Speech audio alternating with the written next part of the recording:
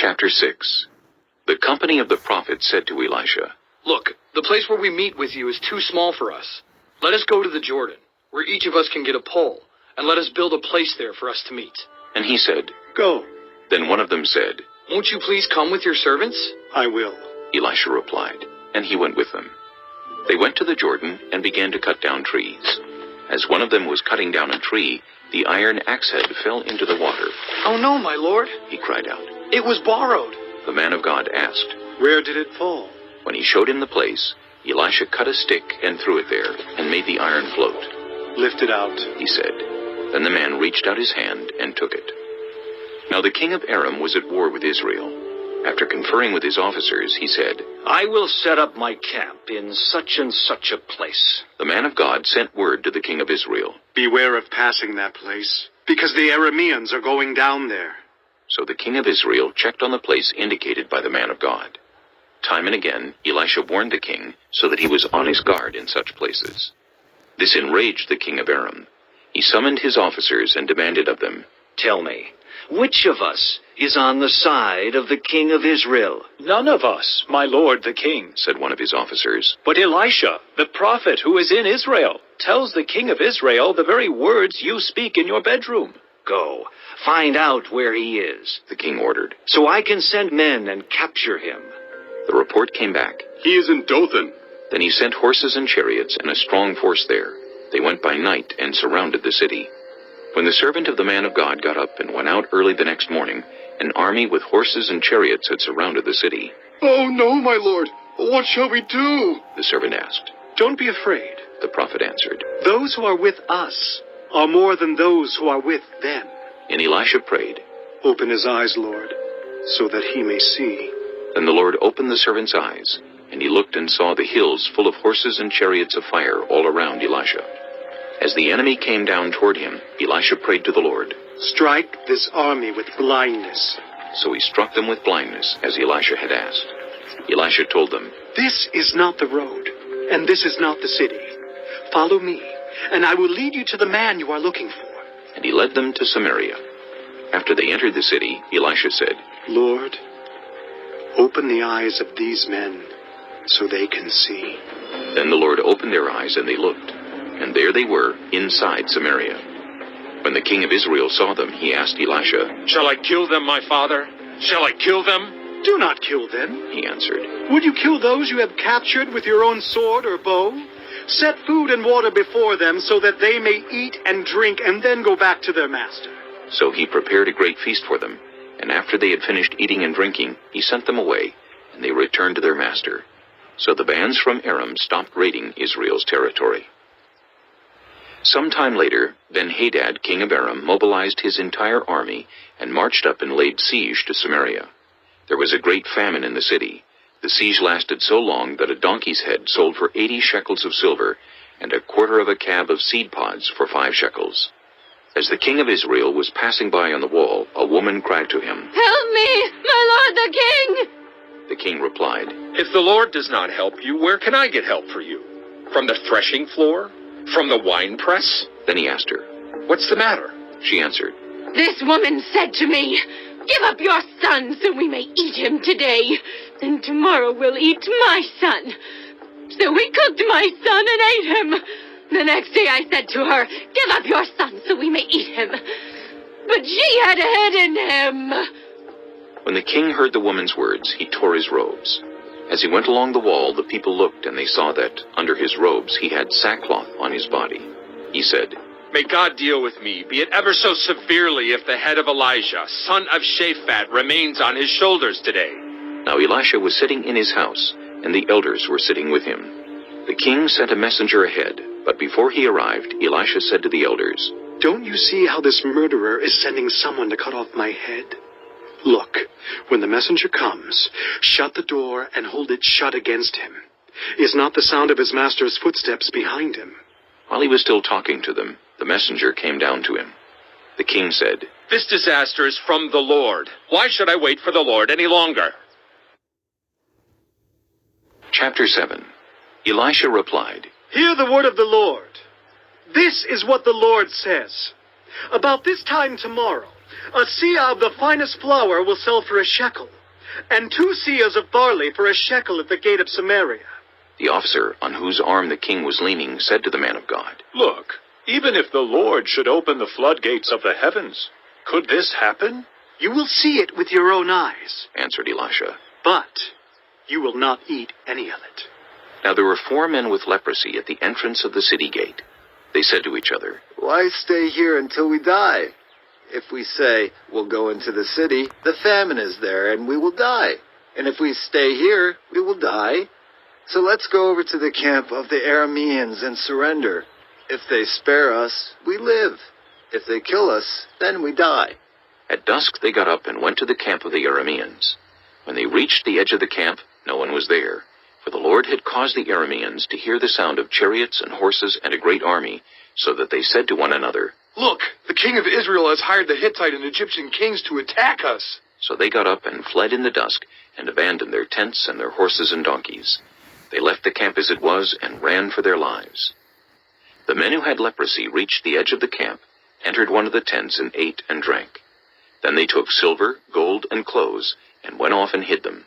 They returned and entered another tent, and took some things from it, and hid them also. Then they said to each other, What we're doing is not right. This is a day of good news and we are keeping it to ourselves. If we wait until daylight, punishment will overtake us. Let's go at once and report this to the royal palace. So they went and called out to the city gatekeepers and told them, We went into the Aramean camp and no one was there. Not a sound of anyone. Only tethered horses and donkeys, and the tents left just as they were. The gatekeepers shouted the news, and it was reported within the palace. The king got up in the night and said to his officers, I will tell you what the Arameans have done to us. They know we are starving. So they have left the camp to hide in the countryside, thinking they will surely come out, and then we will take them alive and get into the city. One of his officers answered, Have some men take 5 of the horses that are left in the city. Their plight will be like that of all the Israelites left here. Yes, they will only be like all these Israelites who are doomed. So let us send them to find out what happened. So they selected 2 chariots with their horses, and the king sent them after the Aramean army. He commanded the drivers, Go and find out what has happened. They followed them as far as the Jordan, and they found the whole road strewn with the clothing and equipment the Arameans had thrown away in their headlong flight. So the messengers returned and reported to the king. Then the people went out and plundered the camp of the Arameans. So a seah of the finest flour sold for a shekel, and 2 seahs of barley sold for a shekel, as the Lord had said. Now the king had put the officer on whose arm he leaned in charge of the gate, and the people trampled him in the gateway, and he died, just as the man of God had foretold when the king came down to his house. It happened as the man of God had said to the king, About this time tomorrow, a seah of the finest flour will sell for a shekel, and 2 seahs of barley for a shekel at the gate of Samaria. The officer had said to the man of God, Look, even if the Lord should open the floodgates of the heavens, could this happen? The man of God had replied, You will see it with your own eyes, but you will not eat any of it. And that is exactly what happened to him, for the people trampled him in the gateway, and he died. Chapter 8.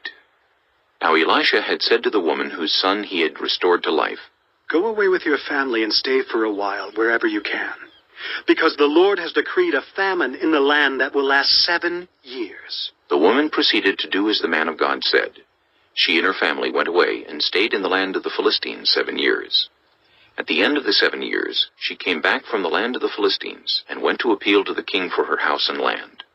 The king was talking to Gehazi, the servant of the man of God, and had said, Tell me about all the great things Elisha has done.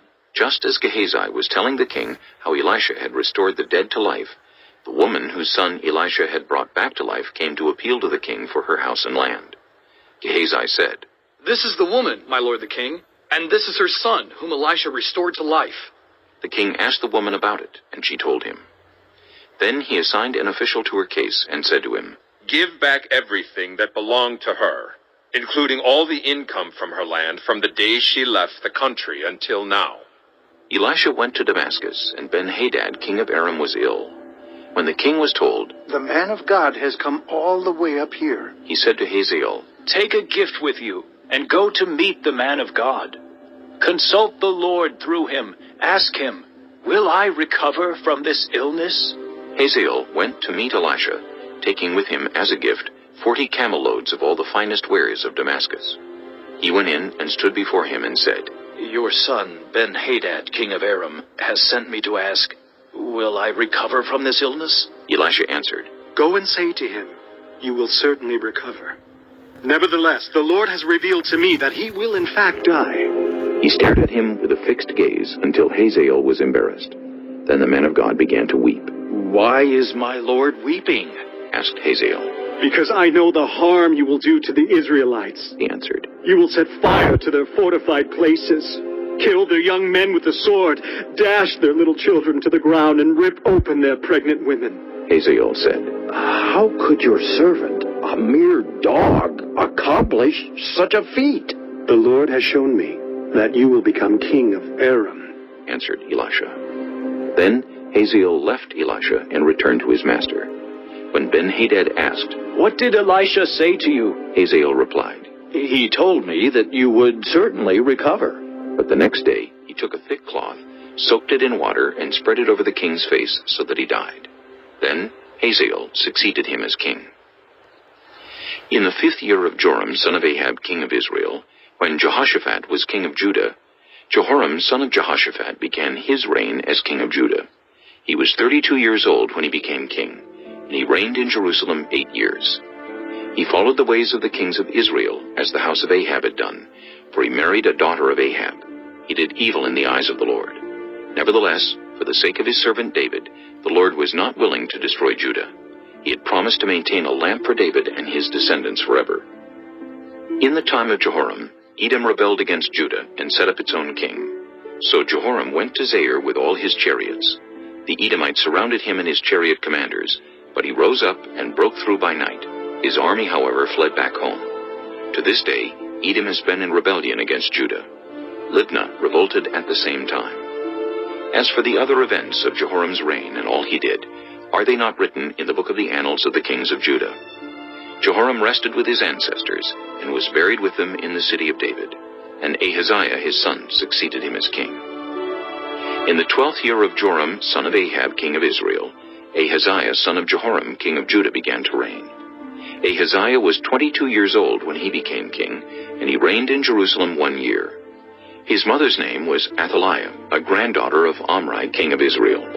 He followed the ways of the house of Ahab, and did evil in the eyes of the Lord, as the house of Ahab had done, for he was related by marriage to Ahab's family. Ahaziah went with Joram, son of Ahab, to war against Hazael, king of Aram, at Ramoth-Gilead. The Arameans wounded Joram, so King Joram returned to Jezreel to recover from the wounds the Arameans had inflicted on him at Ramoth in his battle with Hazael, king of Aram. Then Ahaziah, son of Jehoram, king of Judah, went down to Jezreel to see Joram, son of Ahab, because he had been wounded. Chapter 9. The prophet Elisha summoned a man from the company of the prophets and said to him, Tuck your cloak into your belt. Take this flask of olive oil with you and go to Ramoth-Gilead. When you get there, look for Jehu, son of Jehoshaphat, the son of Nimshi. Go to him, get him away from his companions, and take him into an inner room. Then take the flask and pour the oil on his head and declare, This is what the Lord says. I anoint you king over Israel. Then open the door and run. Don't delay. So the young prophet went to Ramoth-Gilead. When he arrived, he found the army officers sitting together. I have a message for you, Commander. He said. For which of us? Asked Jehu. For you, Commander. He replied. Jehu got up and went into the house. Then the prophet poured the oil on Jehu's head and declared, This is what the Lord, the God of Israel, says. I anoint you king over the Lord's people, Israel. You are to destroy the house of Ahab, your master, and I will avenge the blood of my servants, the prophets, and the blood of all the Lord's servants shed by Jezebel. The whole house of Ahab will perish. I will cut off from Ahab every last male in Israel, slave or free. I will make the house of Ahab like the house of Jeroboam, son of Nebat, and like the house of Baasha, son of Ahijah. As for Jezebel, Dogs will devour her on the plot of ground at Jezreel, and no one will bury her." Then he opened the door and ran. When Jehu went out to his fellow officers, one of them asked him, "Is everything all right? Why did this maniac come to you?" "You know the man and the sort of things he says," Jehu replied. "That's not true," They said. "Tell us." Jehu said, "Here is what he told me. This is what the Lord says. I anoint you king over Israel." They quickly took their cloaks and spread them under him on the bare steps. Then they blew the trumpet and shouted, "Jehu is king!" So Jehu, son of Jehoshaphat, the son of Nimshi, conspired against Joram. Now Joram and all Israel had been defending Ramoth-Gilead against Hazael, king of Aram. But King Joram had returned to Jezreel to recover from the wounds the Arameans had inflicted on him in the battle with Hazael, king of Aram. Jehu said, "If you desire to make me king, don't let anyone slip out of the city to go and tell the news in Jezreel." Then he got into his chariot and rode to Jezreel, because Joram was resting there, and Ahaziah, king of Judah, had gone down to see him. When the lookout standing on the tower in Jezreel saw Jehu's troops approaching, he called out, "I see some troops coming!"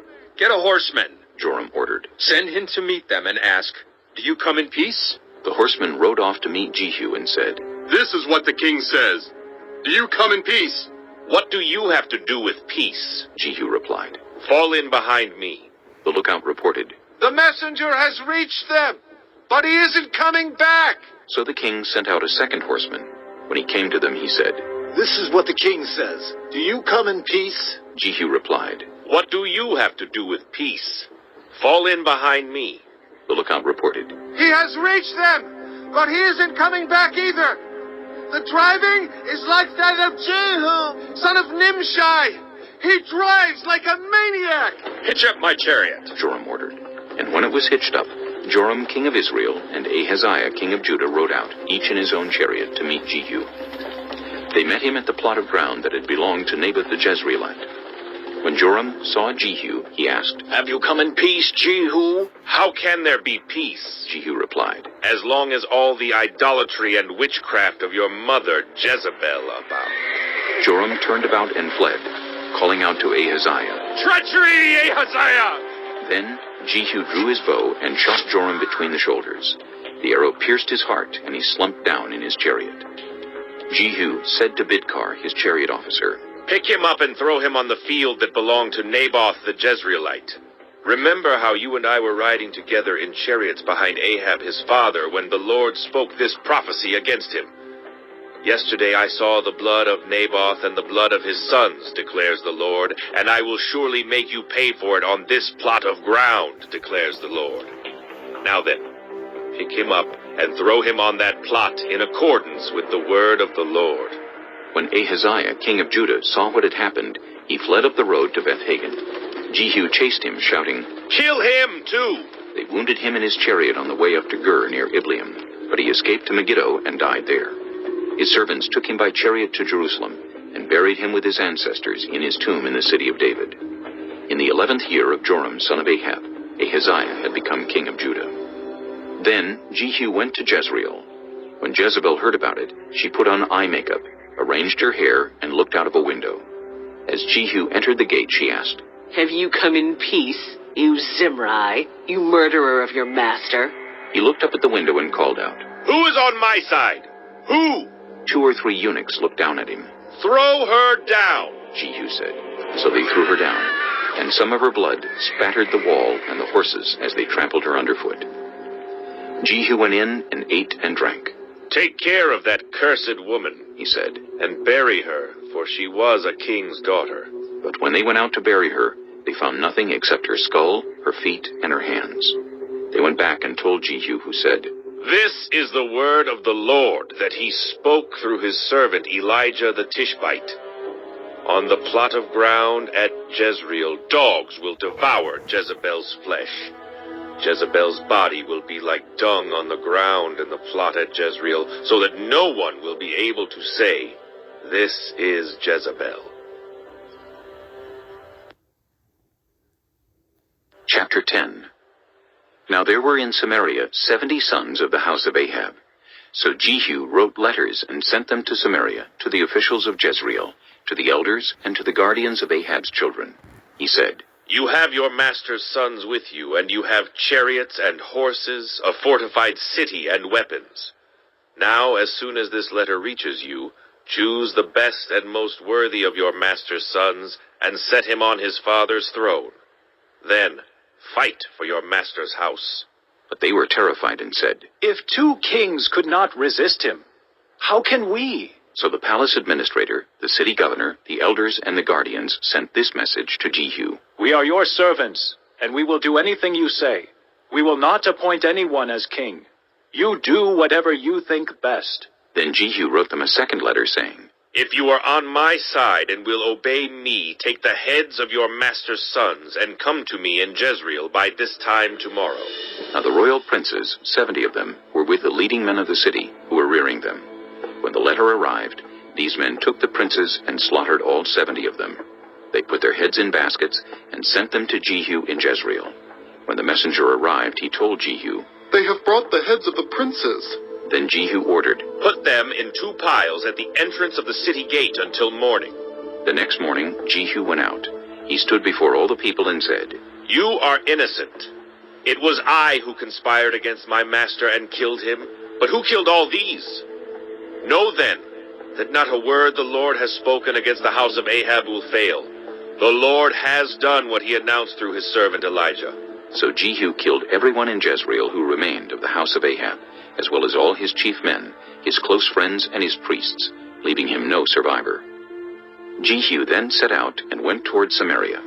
At Beth-Eked of the shepherds, he met some relatives of Ahaziah, king of Judah, and asked, Who are you? They said, We are relatives of Ahaziah, and we have come down to greet the families of the king and of the queen mother. Take them alive, he ordered. So they took them alive and slaughtered them by the well of Beth-Eked, 42 of them. He left no survivor. After he left there, he came upon Jehonadab, son of Rechab, who was on his way to meet him. Jehu greeted him and said, Are you in accord with me as I am with you? I am, Jehonadab answered. If so, said Jehu, give me your hand. So he did, and Jehu helped him up into the chariot. Jehu said, Come with me and see my zeal for the Lord. Then he had him ride along in his chariot. When Jehu came to Samaria, he killed all who were left there of Ahab's family. He destroyed them, according to the word of the Lord, spoken to Elijah.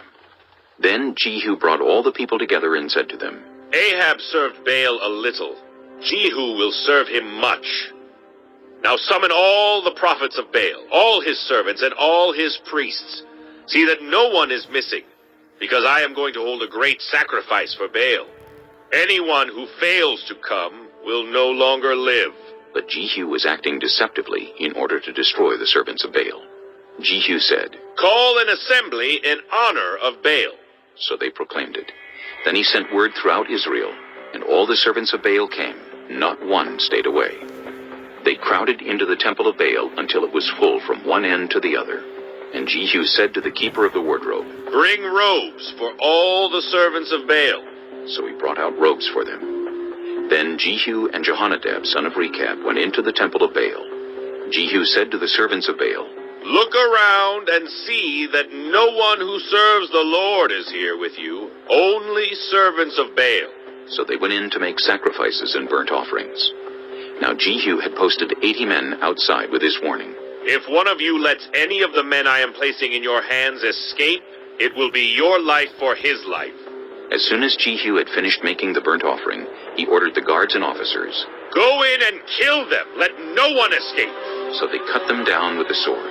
The guards and officers threw the bodies out and then entered the inner shrine of the temple of Baal. They brought the sacred stone out of the temple of Baal and burned it. They demolished the sacred stone of Baal and tore down the temple of Baal, and people have used it for a latrine to this day. So Jehu destroyed Baal worship in Israel. However, he did not turn away from the sins of Jeroboam son of Nebat, which he had caused Israel to commit, the worship of the golden calves at Bethel and Dan. The Lord said to Jehu, Because you have done well in accomplishing what is right in my eyes, and have done to the house of Ahab all I had in mind to do, your descendants will sit on the throne of Israel to the 4th generation. Yet Jehu was not careful to keep the law of the Lord, the God of Israel, with all his heart. He did not turn away from the sins of Jeroboam, which he had caused Israel to commit. In those days, the Lord began to reduce the size of Israel. Hazael overpowered the Israelites throughout their territory east of the Jordan in all the land of Gilead, the region of Gad, Reuben, and Manasseh, from Aroer by the Arnon Gorge through Gilead to Bashan. As for the other events of Jehu's reign, all he did and all his achievements, are they not written in the book of the annals of the kings of Israel? Jehu rested with his ancestors and was buried in Samaria, and Jehoahaz his son succeeded him as king. The time that Jehu reigned over Israel in Samaria was 28 years.